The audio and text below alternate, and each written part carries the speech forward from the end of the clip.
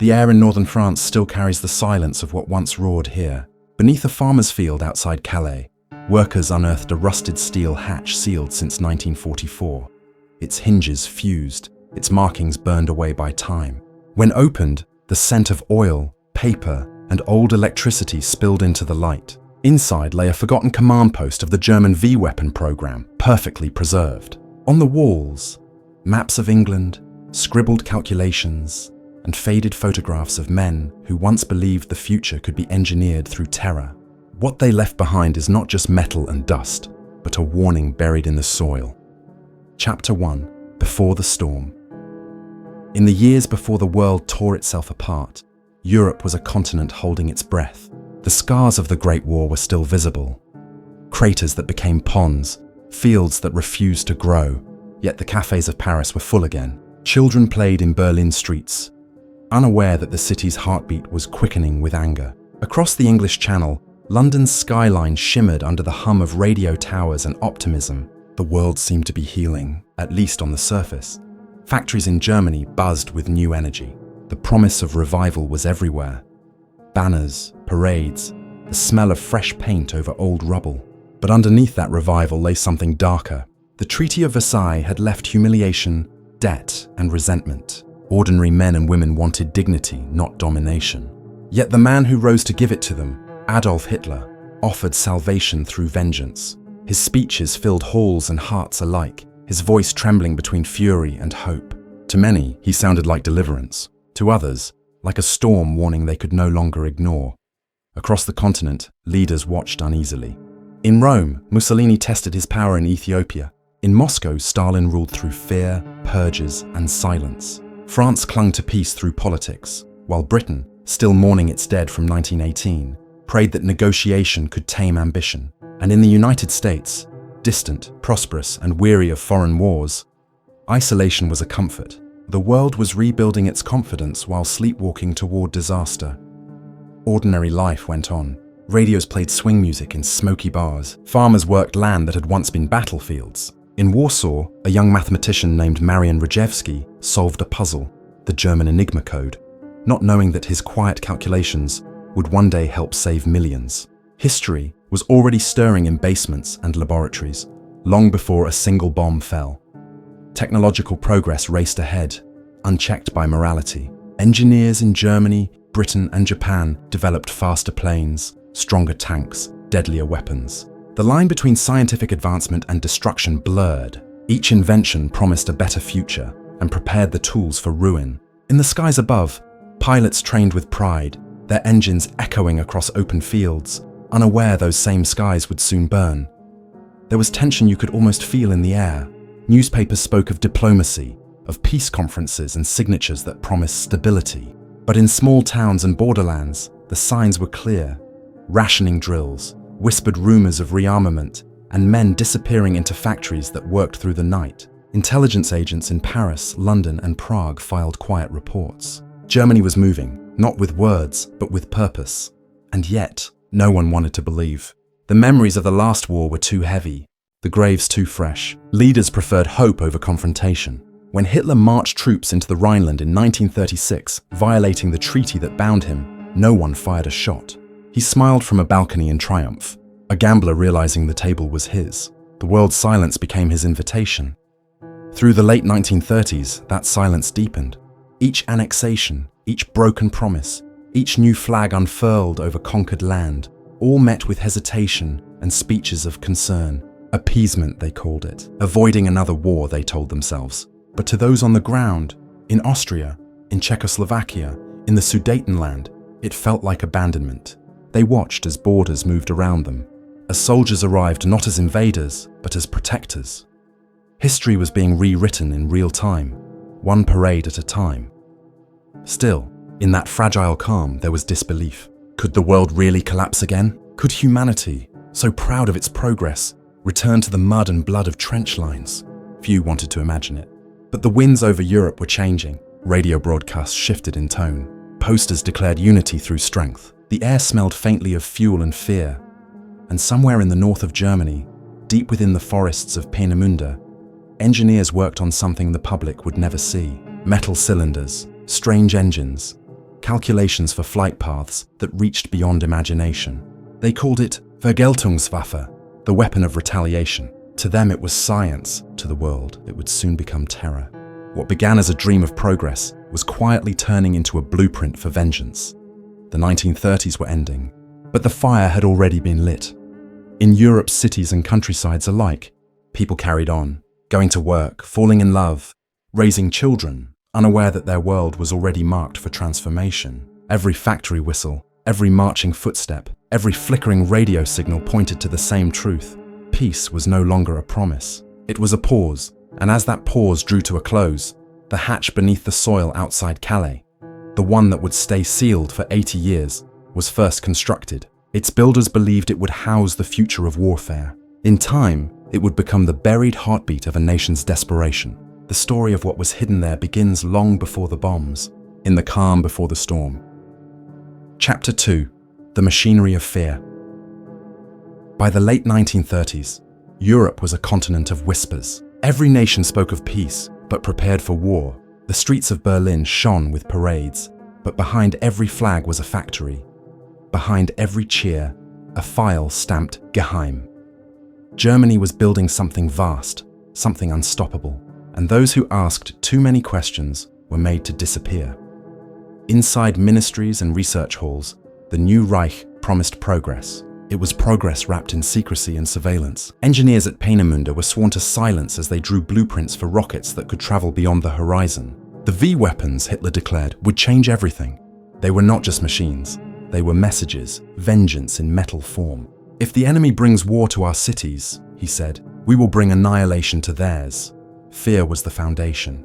Propaganda filled the airwaves, and belief became a form of obedience. Children learned to salute before they learned to question. Scientists who hesitated were replaced by those who did not. And far from the cities, deep in coastal bunkers and forest clearings, test launches lit up the night sky like silent warnings. A few Allied spies caught glimpses of those flames. Their coded reports spoke of long-range ballistic apparatus and unidentified trajectories. But no one could yet grasp what was being born there. In London, Winston Churchill read those reports. He was no longer in power then, a voice on the margins, warning of thunder he alone could hear. They are preparing something beyond the reach of our defenses, he wrote in a private letter. Few listened. Most wanted to believe that treaties still mattered, that reason could restrain madness, but reason was losing ground to machinery.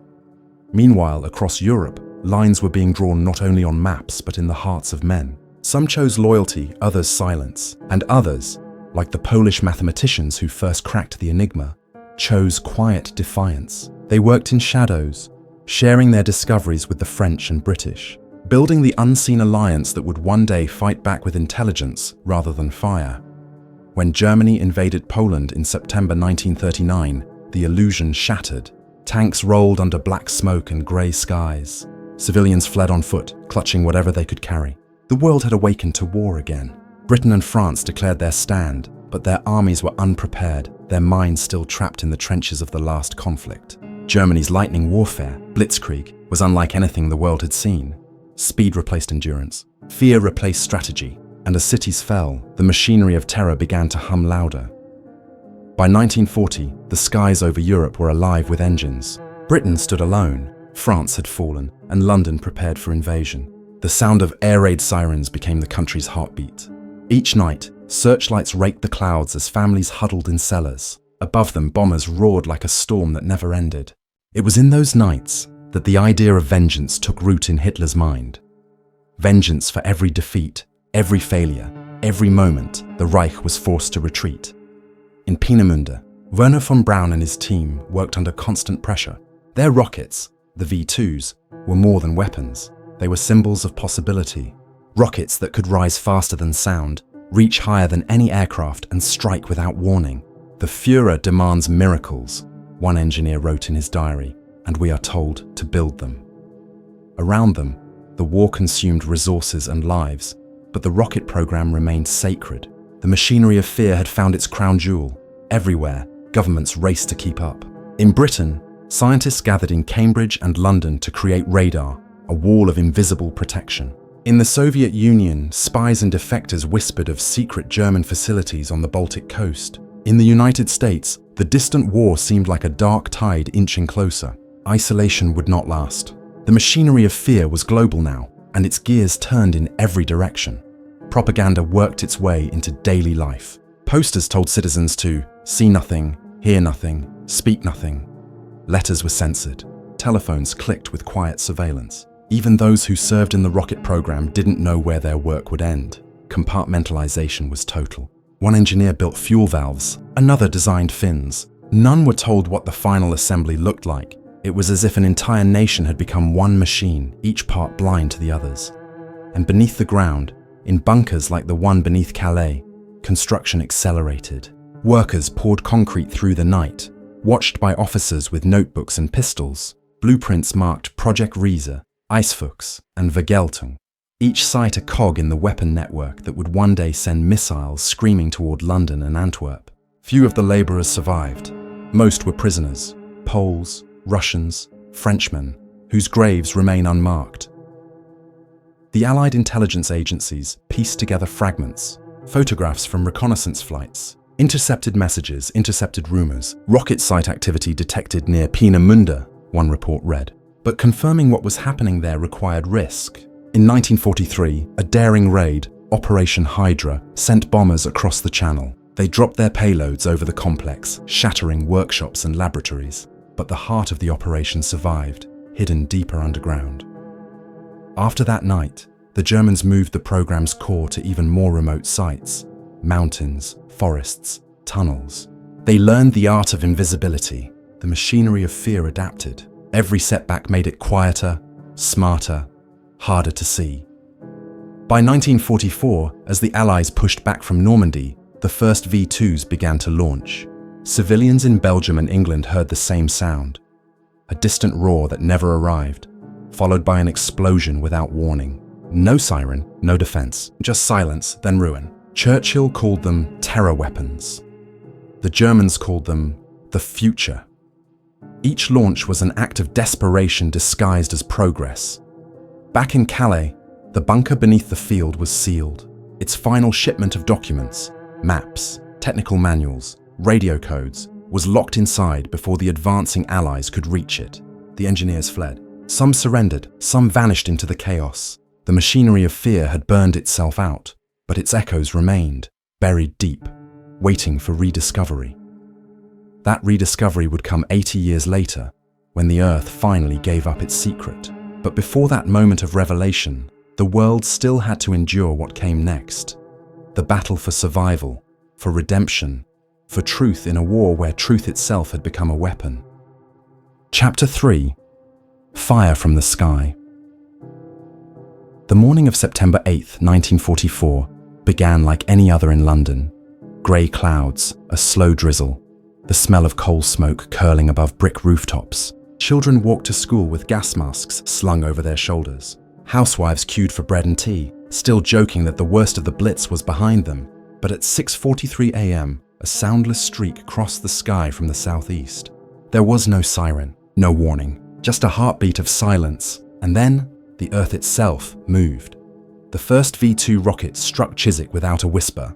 No engine, no approach, only the explosion. A column of fire and shattered brick that rose like a ghost over West London. A mother and her son, walking to the grocer, never made it past the gate. Windows shattered 2 miles away. Within minutes, confusion spread through the capital. Officials called it a gas explosion, but military observers knew better. They'd been waiting for this moment. The moment when Hitler's promise of Vergeltung, vengeance, would fall from the sky. At Peenemünde, the engineers who built it watched telemetry screens flicker with success. To them, it was mathematics fulfilled, proof that their science could reach beyond the front lines. To those on the ground, it was terror perfected. The machinery of fear had found its voice. Within weeks, the launches became relentless. Antwerp, London, Liège. Each impact came without sound, without time to hide. Civilians began living in a strange rhythm, an uneasy calm, shattered by violence no one could predict. Newspapers avoided printing the word rocket, but whispers spread. "It's a new bomb," people said in pubs and shelters. "You don't hear it until it's too late." The silence itself became the enemy. British intelligence worked furiously to locate the launch sites. Reconnaissance flights captured blurry images of strange concrete domes and rail lines leading into forested valleys. Analysts traced trajectories, mapping arcs across occupied Europe. Their conclusion pointed north, toward the Pas-de-Calais, the same region now known for the hidden bunker that would resurface decades later. Beneath its fields, the Germans had carved cathedrals of concrete, designed not for worship, but for destruction. Soldiers who stormed those sites after liberation described them as tombs of steel. Giant blast doors, control rooms lined with copper cables, unfinished launch chambers, the size of cathedrals. One officer wrote, "It felt like we were walking through the skeleton of some creature that never lived long enough to breathe." The war was turning, Germany was retreating, but their weapons, their last desperate inventions, kept flying. Across the Channel, the skies glowed each night from Allied bombing runs. Factories burned, cities crumbled. And yet, in the forests of Germany, the rocket program continued. Prisoners worked until collapse, mixing fuel that burned through their hands. Engineers kept the numbers flowing, even as their cities fell around them. Von Braun himself visited the underground Mittelwerk complex, where thousands of laborers toiled in darkness. He saw their faces, thin, hollow, dying, and walked on. The rockets worked perfectly, one survivor later said, except for landing on the wrong planet. The war's final months became a race between invention and annihilation. In the air, Allied pilots hunted V-2 convoys by sight alone. On the ground, spies tracked shipments of ethanol and liquid oxygen, the lifeblood of the rockets. Each discovery meant lives saved, but the terror could not be stopped entirely. The missiles were unstoppable once launched. Gravity was their ally. Civilians adapted in grim ways. Londoners learned to recognize the tremor in the windows before the blast. Mothers clutched children tighter at the faintest rumble, never sure if it was thunder or death. The newspapers tried to keep morale steady. The enemy's secret weapon will fail, but hope, like fuel, was running low. Still, life persisted. Buses ran. Children played in rubble. The defiance of ordinary people became Britain's quiet armor. And in those months, something shifted. The Allies no longer fought just to win. They fought to understand. Intelligence officers scoured every captured site, desperate to recover blueprints, instruments, and test logs. In 1945, as Allied forces pushed into Germany, special teams called T-forces followed close behind. Their orders simple: seize all scientific material before the Soviets do. They called it Operation Paperclip, though its meaning would echo for generations. In the final days of the war, Peenemünde was overrun. The laboratories were gutted. Von Braun and his staff fled south, surrendering to American troops in May. They carried with them crates of documents, plans for rockets that could reach the edge of space. The war had ended, but the technology it birthed was just beginning. From the ruins of vengeance, the seeds of exploration would grow. Meanwhile, the Calais bunker, half completed, heavily bombed, was sealed by retreating German engineers. They left behind ledgers, experimental notes, and broken prototypes too dangerous to move. Concrete poured over entrances. Maps burned. The machinery of fear went silent, entombed in its own ambition. But in those final months, the world had changed. A weapon once built to terrify had reshaped how nations thought, how they built, how they feared. Every rocket fired from the French coast was a whisper of the Cold War to come, a preview of a new kind of conflict that would not end with surrender, but with standoff. And on that damp morning in Chiswick, where the first rocket struck, a crater still marks the Earth. Passers-by walk over it now, unaware of the moment history shifted, when science crossed a line it could never uncross. Fire had fallen from the sky, and humanity had learned too late what it meant to control the stars. Chapter 4: Shadows After the Fire. When the last echoes of war faded in 1945, Europe stood silent, a silence too deep to be peace. Cities were hollowed shells, rivers ran black with ash and oil. Millions wandered roads that led nowhere, searching for homes that no longer existed. The machinery of fear had collapsed, but its ghosts remained, in the rubble, in the records, and in the minds of those who survived. In the ruins of Germany, Allied investigators began the slow work of understanding what had happened. They followed the paper trails, uncovering bunkers, laboratories, and tunnels stretching for miles. Each discovery peeled back another layer of deception. In Nordhausen, they found the Mittelwerk complex, an underground factory carved into the mountains, where tens of thousands of prisoners had labored and died building V2 rockets. The air was still thick with the smell of fuel and dust. Wooden signs in German hung from the walls. Efficiency is victory. For many soldiers, it was their first glimpse of the industrial face of cruelty. Teams of scientists and intelligence officers arrived next. They weren't just there to condemn, they were there to collect. The Americans called it Operation Paperclip. The Soviets had their own, less publicized program. Both sides understood the truth. Whoever controlled this knowledge would control the next century. So the men who once built weapons of vengeance were quietly offered new homes, new names, and new missions. Werner von Braun and his engineers were flown across the Atlantic, settling in the deserts of New Mexico, their rockets now painted with stars instead of swastikas. To the public, they were pioneers. To those who remembered the camps, they were ghosts in lab coats. Across the Channel, Britain began rebuilding under ration and ruin. The war had left deep scars, visible and invisible. Bomb sites became playgrounds. Families planted gardens in craters. But beneath that resilience was exhaustion, a kind of numbness that lingered in every household. People didn't speak of the V-weapons much. You couldn't prepare for them, couldn't hide from them. They were fear distilled into silence. Most preferred to forget, yet forgetting proved impossible. In 1949, as tensions with the Soviet Union grew, old secrets became new weapons. The same scientists who once built Germany's missiles now worked on both sides of an invisible border. In Moscow, German engineers helped design early prototypes of the R-series rockets. In Washington, their counterparts fueled the American Redstone program. The race that had once destroyed Europe now looked upward, toward the heavens, toward supremacy in the skies. The Cold War had begun, born directly from the laboratories of the Third Reich. In the decades that followed, the stories of those underground complexes faded. Governments classified the records. Blueprints vanished into archives marked top secret. For most people, the war's technological horrors became just another line in a history book. But for those who lived near the old sites, farmers in Calais, villagers in Nordhausen, the land itself remembered. Strange metal fragments surfaced after every rain. Children found glass shards shaped like fins, copper wires twisted into spirals. The ghosts of progress refused to stay buried. The emotional toll was immense. Survivors of the labor camp spoke quietly of what they'd seen. Men hanging from rafters for sabotage. Bodies discarded beside unfinished rockets. "We built death," one recalled, "and it was efficient."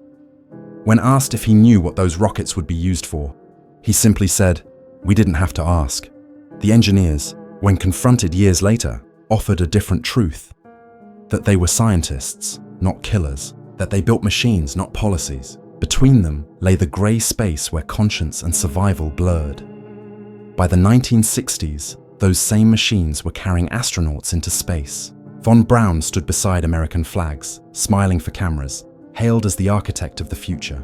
He rarely spoke of Peenemünde or Mittelwerk. The world had moved on, or so it wanted to believe. Progress, after all, was easier to celebrate than accountability. And yet, the past does not vanish. Beneath the fields of Calais, one bunker was sealed so well that even time forgot it. It survived air raids, storms, and decades of silence. Its walls held the last notes of a dying empire. Technical drawings, intercepted orders, fragments of correspondence between engineers who knew their work was ending. When it was finally unearthed in 2021, the air inside was thick and stale, untouched since the day its doors were locked. What investigators found there wasn't just technology, it was testimony. Among the debris, they discovered a notebook. Its pages, water-stained but legible, contained the words of an unnamed technician. "We know we will lose," one entry read, "but the rockets will fly, they must. The Führer says the world will remember." And the world did, but not as they intended. In the aftermath, Europe became a continent of quiet determination. Nations rebuilt, families reunited, and children grew up among ruins that slowly became museums. The war's machinery, tanks, planes, rockets, turned into exhibits behind glass. Visitors stared in silence, marveling at the engineering, forgetting for a moment the suffering it required. History became something to study, not something that breathed. But in that transition, from trauma to education, from horror to heritage, something fragile emerged. The awareness that progress, unmoored from humanity, leads only back to ruin. Every discovery from that era carries a double edge, brilliance and blindness intertwined. The bunker beneath Calais stands as the final reminder. Its discovery did not just reveal a forgotten weapon, it revealed a question still unanswered. How far can we go before invention becomes destruction? As the decades passed, the last witnesses died and their memories became archives. Yet every rediscovery, every unearthed file or recovered artifact brings back the same chill. The reminder that what we build in secret often outlives the reasons we built it. The aftermath of war never truly ends. It simply changes shape, waiting beneath the soil for someone to find it again. Chapter 5: Echoes Beneath the Earth. By the time archaeologists lowered themselves into the Calais bunker in 2021, the world had changed beyond recognition. Satellites mapped every corner of the planet. Nations that once fought to the death now shared trade routes and treaties. And yet, when the first camera beam pierced that sealed chamber, humanity was suddenly face to face with its own unfinished past. The air was heavy, a century of silence pressed into concrete walls. Every object they found inside, from rusted circuit boards to brittle diagrams, whispered the same thing. We have always been capable of more than we understand. The discovery reignited questions no one wanted to ask aloud. Why were the documents sealed so carefully, even as Germany fell? Who had tried to erase the traces of this site? And what were the scientists so desperate to protect? Among the recovered papers, analysts found reference to Icefux 2, a planned extension of the V-weapon network designed to reach as far as Moscow and New York. The concept was incomplete, the technology primitive by modern standards, but the ambition was unmistakable. 8 decades later, it was still difficult to imagine the fear such plans once carried. In the dark, it was easy to hear echoes, not just of explosions, but of decisions made by men convinced that power would bring salvation. Modern historians began reconstructing the story piece by piece. Military archivists compared notes with intelligence agencies. Engineers recreated fragments of the guidance systems using modern simulation. Each revelation drew the line tighter between science and morality. It wasn't just a question of what the weapons could do, it was what people were willing to do to make them possible. The cold logic of progress, the steady rhythm of industrial warfare, the moral shortcuts taken in the name of victory. All lay preserved in that bunker like a time capsule of ambition and dread. As the footage of the excavation circulated worldwide, the public reaction was uneasy. Some saw it as history reclaimed, proof of how far we'd come. Others saw a mirror. The precision of the engineering, the data-driven efficiency of destruction felt uncomfortably familiar. In a century defined by drones, cyber warfare, and artificial intelligence, the old language of secrecy and control had simply evolved. The machinery of fear had changed form, but not purpose. Interviews with surviving relatives of the engineers revealed a haunting pattern. Many had spoken of their wartime work not with pride or shame, but with detachment. "It was a job," one daughter said, holding her father's tools in gloved hands. "He said he built parts for rockets, not weapons." That separation between the machine and its meaning may be the most dangerous invention of all. It allowed entire nations to operate without guilt, and entire generations to inherit the results without understanding their origin.